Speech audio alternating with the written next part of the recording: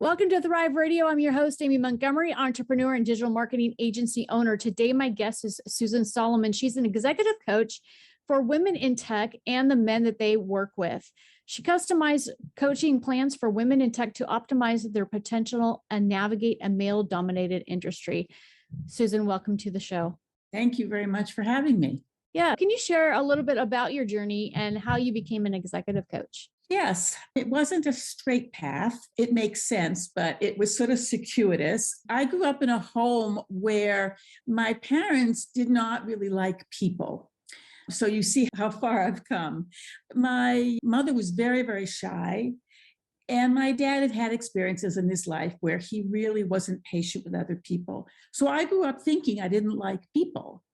And then I had this aha moment. I had finished my PhD and I'd gotten a job in publishing, and I was a sales rep.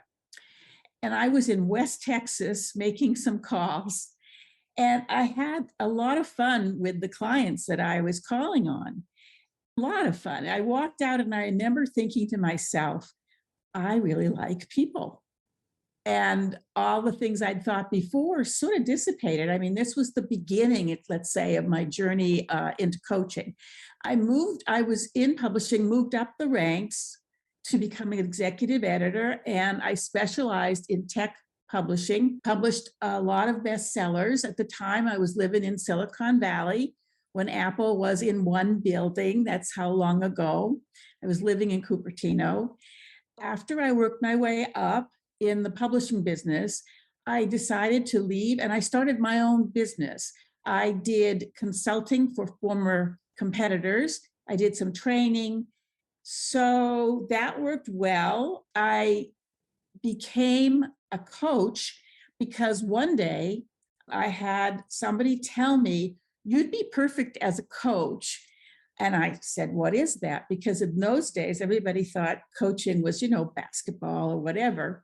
And she said, well, I just read this article about companies in Silicon Valley where they have these young techie guys who really don't have social skills. So they hire coaches to train them how to be more social. Of course, that's not at all what coaching is, but it really intrigued me. So I did some research.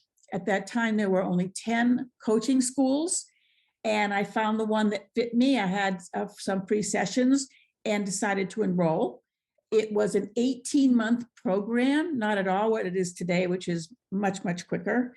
I had to do 124 hours in-class instruction. I had to coach with a number of master coaches who observed my coaching and gave me feedback, and another 6 months of self-coaching with other new coaches, and a whole day of exams, if you can believe it, including live coaching. So I went out into the world as a coach, and I started working with people, all different kinds of people. Most of them were always in business, although I did some personal coaching.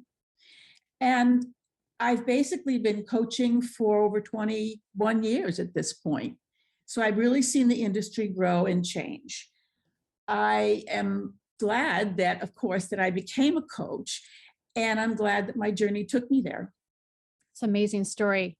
So how can you harness your values to create your own leadership style? The way that you can harness your values is, first of all, to know your values. What are they? And remember, they change. Might have a value now about family that you didn't have when you were in your 20s.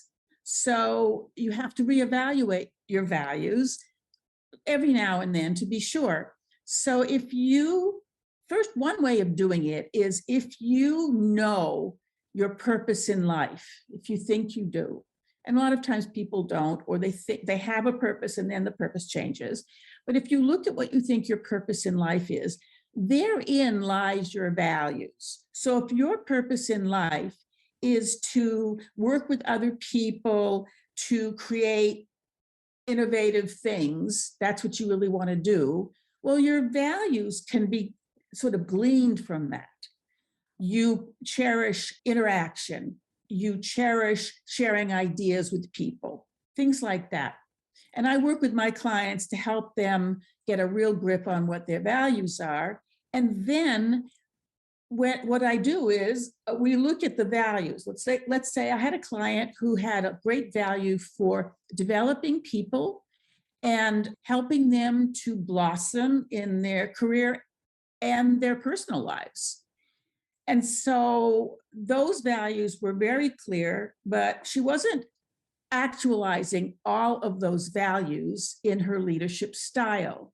So we looked at everything she does with people, how she leads them, and sort of went back and found ways within that leadership style that she could introduce her values. For example, when she had one-on-ones with people, she always had a section where she checked in with them. How are you doing? How's your family? Whatever it is that would connect to help this person grow, and also to build a lot of trust, because people don't necessarily trust their bosses. And there's some really good reason for that sometimes, because you have to be careful what you say to a boss. But what she tried to do was create a lot of, let's say, psychological safety when she had her teams. And it started to really grow for her and benefit her. And she was happier because she was living her purpose. She was leading from her values. So the higher you climb in the corporate ladder, the less women are around you, and you tend to work with a lot more men. How do you help women manage that? Well, first of all, I try to be very practical. I work with them to give them very specific things that they can do in a meeting on a day-to-day basis, as well as sort of the long term. And the caveat on all this is that there's only so much you can control. The business world today, there's many more men at the top than women in general. In certain industries, perhaps not, but certainly in tech. And women didn't get into tech for a while, so that can account for some of it. But the culture of some of these companies really does tend to look at the men differently, and the women aren't seen necessarily as leaders. And somewhere around their late 40s, early 50s, when most of the men are jumping to global or more executive positions, the women feel stuck. And I work with some women on that. So one way is to identify when you feel you're stuck. Another is to help them thrive in their job. For example, I found that the women who do succeed are the women, they have this way about them. They're not men. You don't have to change who you are, but they have this way that really resonates for the men. In other words, they're not emotional. They have certain language that they stay away from. Emotions aren't bad. And men have emotions, but not as much as women. So you have to speak the language that they will relate to, such as facts. What's the data? So an example, I had a client who goes to these meetings and she's the only woman in the room. And the guys are talking about things, and she knows that some of the things they're talking about, she's done her research. She knows that this is not a good idea. So instead of maybe getting emotional inside, she has to manage her mindset and maybe say something like, John, that's a really interesting idea that you have. In other words, she knows it's not based on fact. Tell me, I'd love to see the data on that. So it pulls her back into the fact language that men tend to talk about. She keeps her emotions in check. So these women have a certain way about them that's solid. It's still feminine, but it is without the emotion. I'm not saying it's bad. I'm just saying there's a time and place. And since the culture in business is the way it is today, this is something women have to think about. So to have them move ahead and not get stuck, move up the ladder, they have to learn certain skills, certain mindsets, and discipline themselves so that they will be seen as not so much a woman, but a valuable member of the team. So, what are some of the top mistakes you see women make when they're navigating the male dominated industry? Well, there's a lot of them. And I think the women listening and even the men listening will recognize some of these. In fact, one of them is apologizing. If you notice women, they'll say, "Oh, I'm sorry to interrupt." A man's not going to say that. A man's going to say, "Excuse me," and then start talking. I had a client this past week who's a male client who's really good with his women reports. And I told him this because I'm trying to help him manage the women better and understand the way they think. And he said, "Oh, yeah, you're right. This particular woman, she came in and she said, 'Oh, I'm so sorry to interrupt. Do you have a minute?' Where a man would come in and say, 'Hey, need a minute.'" And so women are used to doing this. I think it comes from the role that we play, the way we've been dominated for centuries.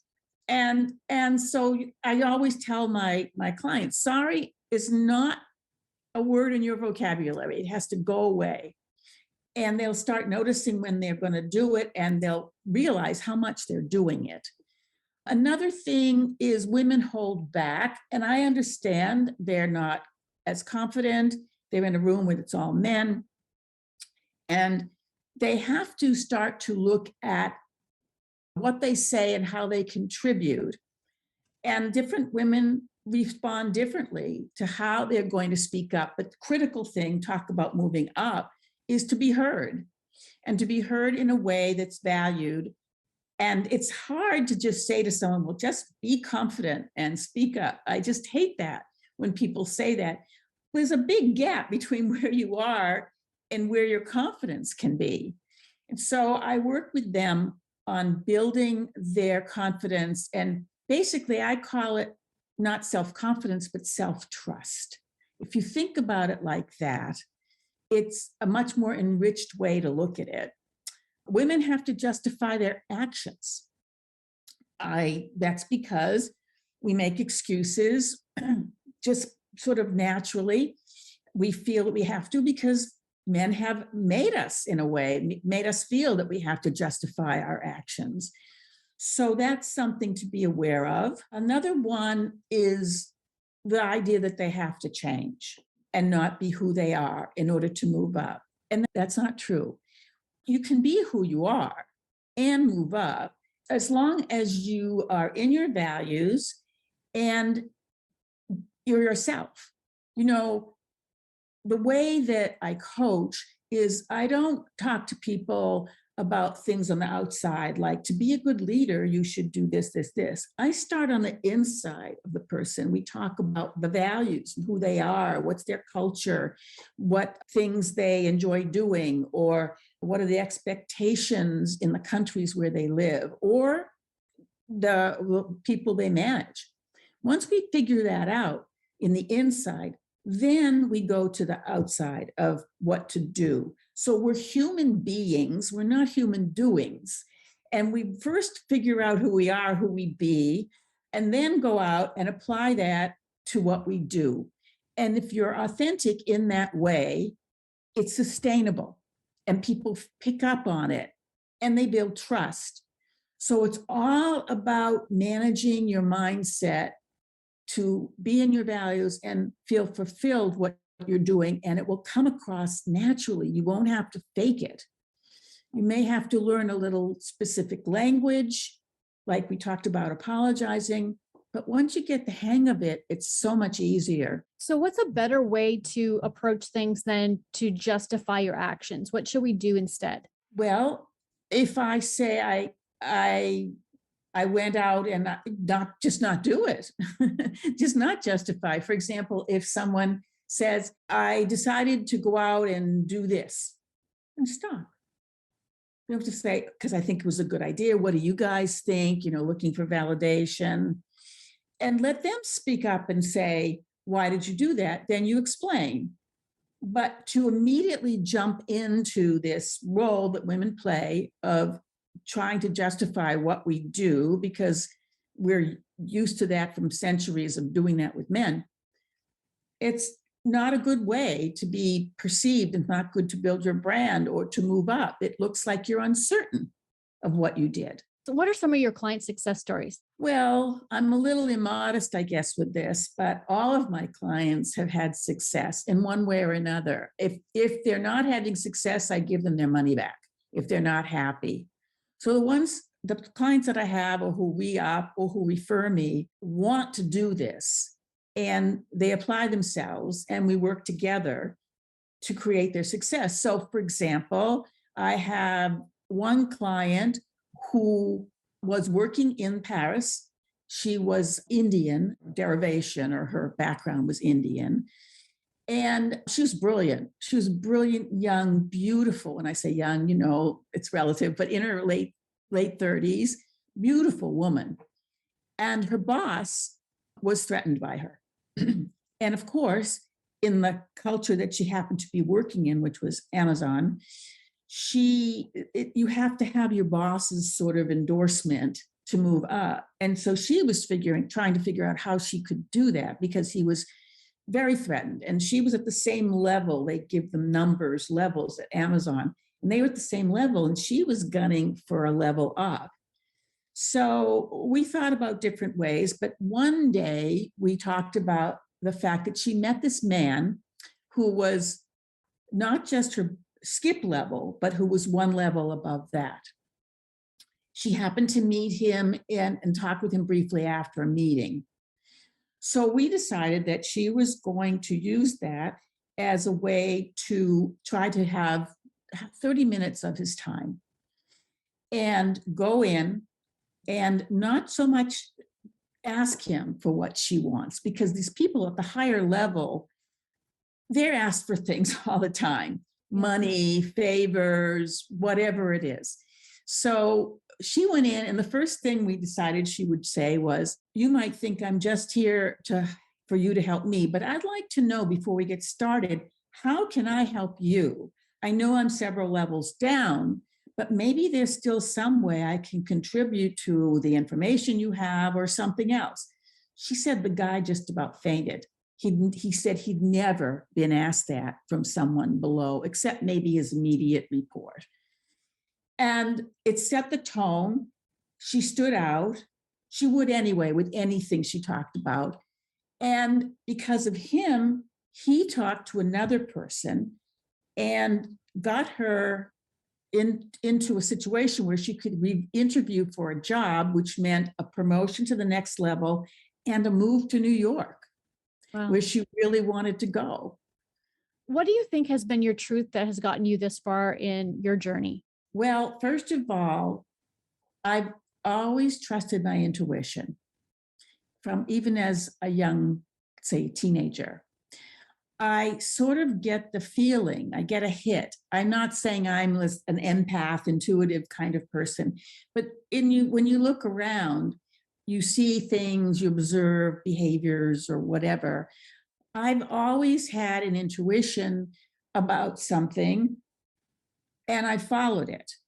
Every time I didn't follow it, of course, it blew up in my face.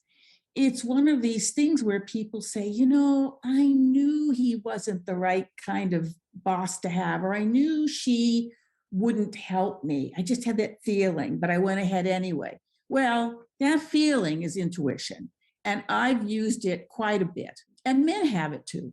They say women's intuition, but everybody can develop that.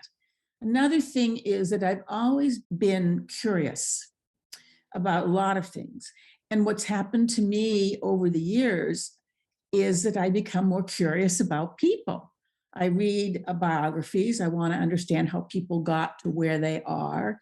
And I also a curiosity about why people think a different way, how you can work with a person who sees life just so differently and still respect each other's, sometimes that doesn't happen, but at least I can always say, well, we just disagree, and that's okay. And I think the last thing is adventure. I didn't realize this until several years ago. I left my home, and I went to a women's college, several states away, not too adventurous. When I graduated, I moved to New York City, didn't know anybody, had a job. And my father was from Brooklyn and sort of said to me, "Why do you want to live in that jungle?" Well, to me, I thought it was an adventure. After a while of working there, I decided to go to grad school, and I went to a university in England. I just picked up and left. Then I moved back into publishing. I was assigned a territory in Austin, Texas, so I went.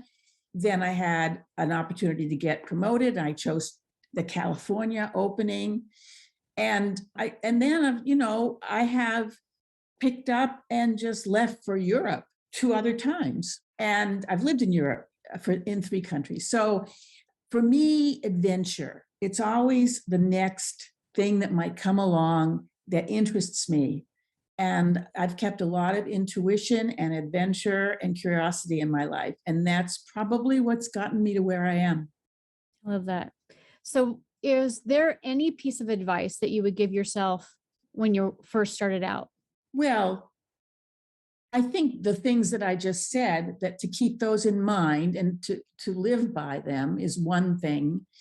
It's not to say I didn't make any mistakes. I think what I wasn't prepared for was that I would meet some amazing people through my journey as a coach and through life.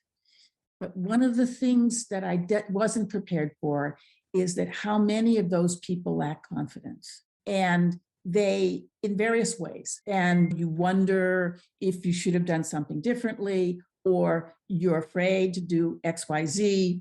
So if you really work with people, and I'm talking about senior level people who still have a lack of confidence in certain situations, it holds them back. And that surprised me. And that's where I work. Ultimately, with the people I work with, it's all about confidence, confidence in how you speak or how you act or whatever. It comes from inside. And I guess you could call me a confidence coach in a way, but I'm also a transformational coach, because for me, the beauty of what I do is to watch people transform, not because I worked with them, but because you see that transformation from, let's say, the first session to the fifth session to the 10th session, and you see them grow. And I've grown a lot in my life, given my family background. And I've taught at universities, and I've seen students grow and learn and transform. So I guess that's the business I'm in as well, is transformational growth and being a coach. If there's someone that's listening and they would love to work with you, what's the best way to contact you?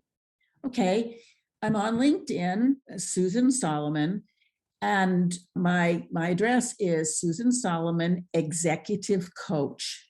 That's how you can find me there. I also will offer a free 1 hour coaching session to somebody who's serious about potentially hiring me as a coach. They would get to know me and see how I coach instead of me just explaining it to them.